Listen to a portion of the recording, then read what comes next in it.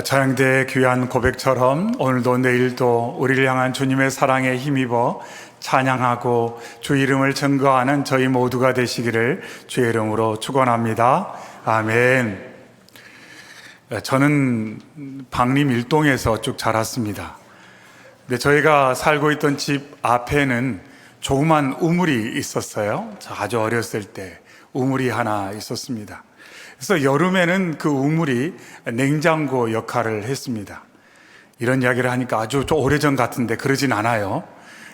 우물 역할을 했습니다. 그래서 거기에다 김치를 보관했던 그런 기억이 있습니다. 그래서 플라스틱 통에다가 김치를 넣고 우물에다가 조리를 달아서 여름에는 거기에 김치를 보관했다가 식사 때 되면 그것을 끌어올려서 거기서 김치를 덜어서 이제 같이 식사를 하는 그런 어릴 때 기억이 있습니다. 참 좋은 기억이라고 생각합니다. 오늘 본문의 말씀 가운데 우물에 관계된 한 여인이 소개되어 있습니다. 사마리아 수가성에 살고 있었던 여인. 하지만 이 여인의 삶은 그렇게 썩 행복하지 않았습니다. 저의 어릴 때 기억처럼 우물 하면 기쁜 곳, 즐거운 곳, 신기한 곳 이런 느낌은 결코 아니었다는 것입니다. 우울한 곳, 슬픈 곳, 괴로운 곳, 피하고 싶은 곳. 그런데 어쩔 수 없이 가야만 하는 곳. 왜냐하면 거기에 가야 내게 필요한 물을 구할 수 있는데 거기에 가서 내가 정말 피하기 원하는 것은 단지 우물이 아니라 사람들이 그곳에 올까봐, 사람들을 만나게 될까봐 그것이 늘 언제나 이 여인에게는 큰 부담이요, 큰 두려움의 상황이었다는 것입니다. 그런 상황 가운데 이 여인이 어느 날 우연찮게 대낮에 그 우물가에서 예수님을 만나게 됩니다. 그런데 그 만남이 처음부터 그렇게 감격스럽고 그렇게 그 여인의 삶 가운데 유익을 줄 것 같은 만남은 결코 아니었습니다. 본문 앞 6절과 7절에 거기 또 야곱의 우물이 있더라. 예수께서 길 가시다가 피곤하여 우물 곁에 그대로 앉으시니 때가 6시쯤 되었더라. 사마리아 여자 한 사람이 물을 기르러 왔음에 예수께서 물을 좀 달라 하시니, 그냥 어떻게 보면 일상적인 일처럼 보일 수가 있어요. 우물 곁에 예수님께서 피곤하여 잠시 머무시고 한 사마리아 여인이 나타나자 예수님께서 그에게 물을 구하였다. 그럴 수 있겠다. 그런데 여인의 반응이나 제자들의 반응을 보면 이 상황, 예수님과 사마리아 여인의 만남, 또 사마리아 여인에게 물을 구한 이 사건은 그리 평범한 사건은 아니라는 것을 알 수가 있습니다. 9절 말씀에 당신은 유대인으로서 어찌하여 사마리아 여인인 나에게 물을 달라 하나이까? 이렇게 사마리아 수가성 여인이 반응을 하고 있습니다. 내가 보니 당신 분명히 유대인인데 어떻게 당신은 여기에 있을 수 있으며 이 시간에 여기에 있고 또한 사마리아 사람이라고 알 수 있는 나에게 물을 달라고 말을 건넬 수 있는가? 이렇게 도리어 반문하는 것을 볼 수가 있습니다. 그 시간 그곳에 유대인이 있는 것이 정상이 아니에요. 또 유대인이 사마리아 사람을 만나는 것도 정상이 아니에요. 사마리아 사람, 그것도 여인에게 물을 달라고 말을 먼저 건넨 것도 정상이 아니라는 것입니다. 모든 게 비정상이에요. 모든 게 비정상이에요. 우리가 말씀 가운데서 유대인들이 사마리아인을 어떻게 생각하는지를 지금까지 몇 번 나눠왔어요. 상종할 수 없는 대상, 사람 취급하지 않는 대상, 그 대상이 바로 사마리아인이었습니다. 그러니까 사마리아 사람도 알고 있었어요. 유대인들이 자신들을 얼마나 경멸하고 무시하는지를 알고 있었어요. 심지어 이 사마리아 땅을 밟지 않기 위해 빙 돌아서 갈릴리와 유대 지방을 왕래하는 그 유대인들의 걸음을 보면서 얼마나 우리가 싫으면 우리 동네를 피해갈까, 우리가 사는 지역을 피해갈까 생각을 하면서 몹시 힘들었어요. 그런데 어느 날 전혀 예상치 못한 곳에서 유대인 청년을 만나게 됩니다. 이상했어요. 근데 그 유대인 청년이 자신에게 말을 걸어옵니다. 더 이상한 거예요. 너무 낯선 거예요. 그래서 이 사마리아 여인이 예수님께 질문해요. 당신 유대인이지 않냐고. 근데 어떻게 여기 있냐고. 왜 나에게 말을 거느냐고. 도무지 이해되지 않은 상황 가운데 이 여인이 예수님께 질문을 합니다. 그리고 나서 대화가 조금 더 이어집니다. 대화가 이어지는 가운데 여인의 마음 가운데는 계속 질문이 듭니다. 이 사람은 도대체 누군가? 이 사람은 도대체 누군가? 분명 유대인인데, 겉으로는 분명 유대인인데 유대인 같지가 않은 거예요. 자기가 지금까지 들었던 유대인, 자기가 지금까지 봐왔던 유대인과는 너무 다른 유대인이 자신 앞에 있는 거예요. 자신을 경멸하지도 않아요. 무시하지도 않아요. 하찮게 여기지도 않아요. 자기를 존중하는 것 같아요. 뭔가 자기가 잘 되기를 바라는 것 같은 거예요. 이상한데? 원래 유대인은 이렇지 않잖아. 그런 가운데 예수님께서 이런 말씀을 합니다. 13절에 예수께서 대답하여 이르시되 이 물을 마시는 자마다 다시 목마르려니와 내가 주는 물을 마시는 자는 영원히 목마르지 아니하리니 내가 주는 물은 그 속에서 영생하도록 솟아나는 샘물이 되리라. 이렇게 말씀하는 거예요. 예수님께서 말씀합니다. 너 지금까지 이 물을 마시며 반복적인 갈등을 경험했지만 이제부터는 너가 나로 인해 영원히 목마르지 않은 참 만족을 경험하게 될 것이다. 인생의 갈증, 세상의 무엇으로도 해소되지 않은 그 갈증이 나로 인해 완전히 해결될 것이다. 이렇게 예수님 말씀하는 거예요. 예수님의 이 말씀을 들을 때 아마 이해가 안 됐을 거예요. 초신자가 한 번도 교회에 와보지 않은 초신자가 교회에 와서 예배를 드리는데 막 말씀이 아멘, 아멘 이렇게 그냥 받아들여질까요? 그러기 쉽지 않습니다. 바꾸어서 여러분 어떤 이유로 갑자기 오늘 오후에 법당에 갔다고 생각해 보세요. 앞에 계신 스님이 설법을 하는데 막 여러분이 들 때 아멘은 못하겠죠, 분명히. 뭔가 막 이해가 될 것 같아요. 그러기가 쉽지 않다는 거예요. 용어도 낯설고요, 내용도 이해가 잘 되지 않아요. 그러니까 이 여인도 예수님께서 자신에게 하시는 말씀 어렴풋하게 무슨 내용인지 조금 알 것 같은데 잘 모르겠어요. 좋은 내용인 것 같은데 다 이해하기에는 아직 부족함을 분명 느꼈을 것입니다. 그런데 예수님께서 대화를 하는 중에 자신의 모든 것을 알고 있다는 것을 여인이 깨닫게 됩니다. 어떻게 알지? 내게 이렇게 많은 남자가 있었고 지금도 남편 아닌 사람과 살고 있다는 것, 어떻게 이 사람이 알지? 그러면서 많은 생각이 들었어요. 많은 생각이 들었어요. 19절에 여자가 이르되 주여 내가 보니 선지자로서이다. 처음에는 유대인 청년으로 보였어요. 근데 대화를 하다 보니까 알고 있던 유대인이 아니네. 그런데 대화를 좀 더 이해가다 보니까 자신의 모든 것을 알고 있는 거예요. 숨길 수 있는 것이 없어요. 하나님께서 보내신 사람인가? 언젠가 어렴풋하게 말씀을 통해서 들어본 적이 있는 것 같은 선지자는 아닐까? 이렇게 이 사마리아 여인이 생각을 하면서 혹시 선지자가 아닙니까? 이렇게 질문하듯 확인하고픈 마음으로 대화를 이어가는 것을 볼 수가 있습니다. 그러던 중에 예수님께서 예배에 대해 말씀을 나누시다가 자신이 구약에서 말씀한 메시아임을 선포합니다. 26절에 예수께서 이르시되 내게 말하는 내가 그라, 이렇게 예수님께서 말씀하셨어요.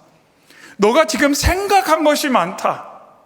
내가 단순한 유대인이 아니요, 단순한 하나님의 사람이 아니라 너가 어렴풋하게 알고 있는 메시아 그리스도다. 이렇게 예수님께서 이 사마리아 여인에게 자신이 누구인지를 설명해 주고 있습니다. 요한복음은 예수님의 신성이 강조된 복음서입니다. 예수님이 하나님이시다라는 내용이 요한복음에는 담겨 있습니다. 근데 이 요한복음에는 참 놀라운 것은 오늘 본문 앞장에 보면 밤중에 찾아온 니고데모와 예수님 만나 대화하는 내용이 있고, 오늘 본장에는 예수님께서 사마리아 수가성에서 이방 여인과 이 사마리아 여인과 대화하는 내용이 상당히 길게 기록이 되어 있습니다. 이러한 내용을 통해서 이 만남의 사건을 통해서 놀라운 경험을 하는 축복을 누린 사람들, 그리고 그 대화 안에서 예수님이 어떻게 나타나셨는가, 예수님은 왜 이 땅에 오셨는가, 예수님은 누구신가 하는 것이 드러나고 있는 것이 바로 요한복음의 말씀입니다. 그래서 예수님께서 지금 1대1로 만나고 계시잖아요. 한 사람에게, 니고데모를 만나셨던 것처럼 이 사마리아 여인에게 자신이 누구인지를 지금 드러내시면서 내가 그리스도다, 내가 메시아다, 이렇게 예수님께서 말씀을 하셨습니다. 근데 이 말을 듣고 여인의 반응이 참으로 놀랍습니다. 28절에 여자가 물동이를 버려두고 동네로 들어갔다, 이렇게 말합니다. 그리고 나서 뭐라고 말하냐면, 사람들에게 이르되 내가 행한 모든 일을 내게 말한 사람을 와서 보라, 이는 그리스도가 아니냐. 지금 우물가에서 그 땡볕 아래서 예수님을 만나고 대화를 하다가 이 여인의 삶 가운데 놀라운 변화가 일어났어요. 놀라운 변화가 일어났어요. 근데 1부 예배 때도 그러시더니 2부 예배 때도 아무도 안 놀라세요. 이렇게 놀라운 변화가 일어났는데, 물론 마음으로는 와, 어떻게 그런 일이 일어날 수 있을까? 어떻게 그런 일이 일어날 수 있을까? 무더운 날씨예요. 요즘 낮 12시에 나가보세요. 인적이 없어요. 인적이 없어요. 가끔 이렇게 양산 쓰고 가시는 분이 있을지 모르지만 너무 더우니까 정말로 낮에는 다니는 분들이 안 계시더라고요. 근데 그런 시간이에요. 땡볕이에요. 피할 곳도 없어요. 그런데 거기에서 우물가에서 예수님과 대화를 나누다가 이 여인의 삶에 놀라운 변화가 생겼다는 거예요. 그래서 자신이 들고 온 그 물동이를 내려놓고 마을로 들어갑니다. 근데 마을 사람들이 모여 있었을까요? 그러지 않아요. 아직도 더운 시간이에요. 각자 집에 있는 시간이에요. 그래서 집에 가서 여러분 와서 보십시오. 내가 그리스도를 만났습니다. 그리스도를 만났습니다. 방금 전까지만 해도 내가 피하고 싶었던 사람이에요. 나를 경멸했던 사람이에요. 내 뒷담화를 했던 사람이에요. 나 때문에 수근수근 거렸던 사람들이에요. 그 사람들에게 가서 자랑스럽게 내가 만난 사람, 그 사람을 여러분도 꼭 만나봐야 됩니다. 그 사람이 그리스도입니다. 이렇게 지금 증거를 하며 가가호호 가서 사람들에게 예수님을 지금 전하고 있는 것입니다. 과연 무엇이 이 여인의 삶을 이렇게 바꿨을까요? 무엇이 이 여인의 삶을 이렇게 완전히 바꾸어 놓았을까요? 무엇보다도 이 여인은 예수님을 만남으로 말미암아 삶의 충족을 경험하게 됩니다. 지금까지 이 여인은 이유를 알 수 없는 늘 허전함 가운데 삶을 살았고, 그 허전함을 남자로 채우려고 했던, 어떤 사람과의 만남을 통해 채우려고 시도하며 그것에 대해서 기대감을 갖고 살다가 혹시나 했는데 역시나 하면서 늘 상처가 많은 여인이었어요. 여러분, 사람을 여러 번 만나면 좋은 기억이 많을까요? 나쁜 기억이 많을까요? 나쁜 기억이 많아요. 나쁜 기억이 많아요. 그러니까 이 여인의 마음 가운데 실망감이 큽니다. 상처가 많습니다. 그러면서도 지금 만나는 사람에게 기대감이 있지만, 그럼에도 불구하고 채워지지 않은 허전함과 빈 공간이 그의 마음 가운데 있었는데, 이 우물가에서 예수님을 만나고 나서 뭔가 놀라운 것을 경험했다는 거예요. 왜 이러지? 내 마음이 왜 이러지? 지금까지 채워지지 않았던 내 마음, 늘 허전함과 늘 허무함 가운데 지쳐갔던 내 마음과 내 중심에 뭔가 채워지는 것을 경험하게 됩니다. 그래서 성도들이 누리는 기쁨을 예상치 못한 기쁨이다 이렇게 말해요. 예상치 못한 기쁨. 이런 상황이면 내가 걱정하고, 이런 환경이면 내가 근심하고 불안한 것이 정상인 것 같은데, 자연스러운 것 같은데 마음이 평안한 거예요. 마음에 기쁨이 있는 거예요. 그러니까 내가 봐도 내가 이상한 거예요. 내가 봐도 내가 이상한 거예요. 내가 봐도 내가 이상한 게 정상인 줄로 믿습니다. 내가 봐도 내가 이상한 게 정상이에요. 내가 봐도 내가 정상이면 그건 정상이 아니에요. 왜냐하면 주님의 역사는 그러지가 않기 때문에. 주님의 역사는 그러지가 않기 때문에. 동네 사람들이 막 문을 두드리고 뛰어다니는 이 여인을 보고 뭐라고 생각했겠어요? 이상해. 지금 정상이 아닌 거예요. 얼마 전까지만 해도 고개를 푹 숙이고 사람들 시선을 피하고 도망다니고 숨어 살던 여인이 갑자기 자기 집에 찾아와서, 여러분 와서 보세요. 내가 그리스도를 만났어요. 그리스도를 만났어요. 여러분도 한번 만나보세요. 막 이야기하고 막 얼굴에 기쁨과 감사와 만족이 막 넘치는데 막 흥분되어 있는데 이상한 거예요. 이상한 거예요. 고추는 안 꽂았는데 뭔가 이상한 거예요. 이상한 거예요. 그래서 오늘 말씀 이후에 보면 도대체 뭔 일이 있었길래 저 여자가 저렇게 바뀌었을까? 도대체 무슨 일이 있었나? 너무 궁금해서 마을 사람들이 다 우물가로 나오는 거예요. 그러고서 예수님을 만나고 예수님을 통해서 놀라운 생명의 말씀을 듣고 그 마을 가운데 놀라운 성령의 역사, 복음의 역사가 나타나게 됩니다.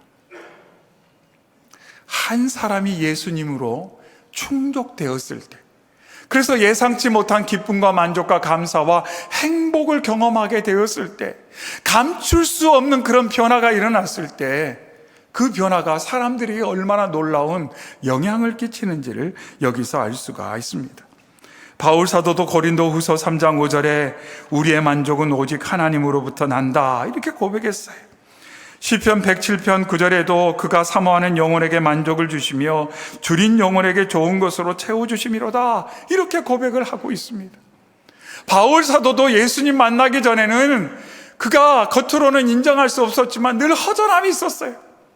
그런데 예수님을 만나고 나니 만족을 누리게 되었어요. 어떠한 형편에도 상관없이 자족하는 놀라운 능력, 놀라운 축복을 누리게 되었다는 겁니다. 유혹에 관계된 책에 그런 문장이 있어요. 건강한 그리스도인이 유혹을 이기는 법 중에 하나는 뭐냐면 이런 태도를 갖게 된다는 거예요. 나는 그거 없이도 살 수 있어. 나는 그거 없이도 살 수 있어. 그거 하지 않아도 괜찮아. 이게 건강한 그리스도인, 예수님과 친밀한 관계 가운데 충분히 은혜를 누리고 만족함을 누리는 성도의 모습이다. 이렇게 설명을 하고 있습니다. 나는 그거 없이도 살 수 있어. 나는 그거 안 해도 괜찮아. 왜냐하면 예수님이 이미 나에게 충분하게 공급해 주시기 때문에, 예수님이 나에게 충분하게 공급해 주시기 때문에 그거 없어도 괜찮아. 그거 안 해도 괜찮아. 이 마음을 갖게 된다는 거예요. 나 그거 안 먹어도 괜찮아. 우리 집에 그거 없어도 괜찮아. 나 거기 안 가봐도 괜찮아. 왜냐하면 거기에 가본 것보다, 그거 가진 것보다, 그거를 먹은 것보다 훨씬 좋은 거를 예수님과 함께 하면서 누리고 있으니까. 이 여인이 그렇게 바뀌게 되었다는 것입니다. 그러면서 예수님을 만나고 나서 자신의 가치를 회복했어요. 요한복음 8장에 가늠하다가 현장에서 붙잡혀온 여인에 관한 내용이 기록되어 있습니다. 현장에서 붙잡혀온, 가늠하다가 붙잡혀온 여인, 이제 모든 사람의 비난과 조롱의 대상이 되어서 돌팔매질을 당해서 죽을 수밖에 없었던 그 여인. 그런데 그 현장에서 예수님을 만나요. 그럼에도 불구하고 나를 사랑하는, 그럼에도 불구하고 나를 용서하는 예수님을 만나게 됩니다. 그래서 이 여인의 삶이 완전히 바뀌게 돼요. 예수님께서 말씀합니다. 요한복음 8장 11절, 예수께서 이르시되 나도 너를 정죄하지 아니하노니 가서 다시는 죄를 범하지 말라, 이렇게 말씀하셨어요. 가서 다시 죄를 범하지 말라. 그 여인도 알았어요. 내가 어떤 삶을 살고 있다는 걸 알아요. 내가 얼마나 부끄러운 존재인지를 알아요. 그럼에도 불구하고 나를 받아주시는 예수님을 만남으로 말미암아 삶의 변화를 경험하게 되었다는 겁니다. 요한복음에는 그런 만남의 사건이 참 많이 기록되어 있어요. 만남의 사건, 예수님과의 만남의 사건이 얼마나 중요하고 그것이 얼마나 삶에 큰 영향을 끼치는지가 여기저기 잘 담겨져 있고, 아름다운 이야기를 통해 주님은 저와 여러분에게 너도 이렇게 만나면 이렇게 될 거야 라고 말씀하시면서 만나자, 함께하자, 주님께서 계속 강조를 하고 있는 것입니다. 이처럼 주님과 만남을 통해서 그의 마음 중심에 비어있던 공간들이 채워지고 예상치 못한 기쁨과 감사와 만족과 행복이 경험되어지면서 무엇 없이도 살 수 있음을 경험하게 될 때, 그러면서 주님과의 만남을 통해 내가 얼마나 소중한 존재인지를 깊이 깨달아갈 때, 그때 다른 사람과 관계도 바뀌게 되더라는 거예요. 이 여인이 가서 만난 마을 사람들은 그동안 자신을 비난했던 사람들이에요. 자신을 경멸했던 사람들이에요. 그런데 이 여인의 마음 가운데 당신도 잘 됐으면 좋겠어요. 내가 만난 예수님 만나고, 당신이 비록 나를 경멸하면서 당신은 뭔가 나보다 우월한 것처럼 생각하지만 당신도 여전히 허전하잖아요. 당신도 여전히 마음에 비어있는 공간이 있지 않습니까? 그런데 당신도 예수님 만나면 저와 같은 기쁨과 만족과 행복을 누릴 수 있습니다. 이렇게 여인이 사람들에게 가서 아주 친절하게 그들에게 예수님을 나누고 그들을 예수님께로 인도하는 것을 볼 수가 있습니다. 결국 주님과의 관계가 깊어지면 깊어질수록 주님과의 깊은 관계를 통해 우리의 속사람으로부터 영원히 잘된 같이 범사가 잘되고 강건한 역사를 경험하면 사람들과의 관계에도 놀라운 변화가 일어난다는 것을 알 수가 있어요. 요즘에는 그 표현 잘 안 쓰는데 언제 전에 그런 표현 쓰잖아요. 뭐 인싸, 아싸. 혹시 잘 모르시면 손주한테 물어보시면 돼요. 아싸, 인싸. 근데 이 사마리아 수가성 여인은 정말 아싸였어요. 아웃사이더. 정말로 모든 사람에게 왕따 당하는 그런 삶이었어요. 그러다 은둔 생활을 했어요. 외톨이였어요. 그런데 예수 그리스도를 만남으로 말미암아 인싸가 됐어요. 모든 사람 중심에서 복음으로 모든 사람에게 영향을 끼치는, 다른 사람이 잘되게 하기 위해서 복음을 나누는, 예수님께 데려오는 그런 일을 이 여인이 감당하게 되었다는 겁니다. 어떤 일을 통해서요? 우물가에서 전혀 예상하지 못한 그 땡볕 아래서 예수님을 만남으로 말미암아, 예수님을 만나는 사건은 이러한 놀라운 역사를 이룰 줄로 믿습니다. 주님은 오늘도 이 무더운 계절이지만 저와 여러분이 전혀 예상치 못한 곳에서 주님을 만날 거라고 말씀하고 있어요. 전혀 예상치 못한 곳에서 주님을 만날 수 있어요. 이런 곳에서 내가 예수님 만날 수 있을까 하는 그곳에서 주님은 기다리시고 우리를 만나주시고 우리의 마음 가운데, 우리의 삶 가운데 역사하시겠다고 말씀하십니다. 여러분 기대하십시오.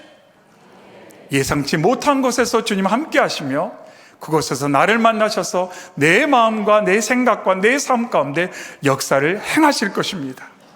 그 하나님을 기대하시며 오늘을 살아가시고 주차장에 나갈 때 주차장에서 주님이 또 나를 만나 주실 거야.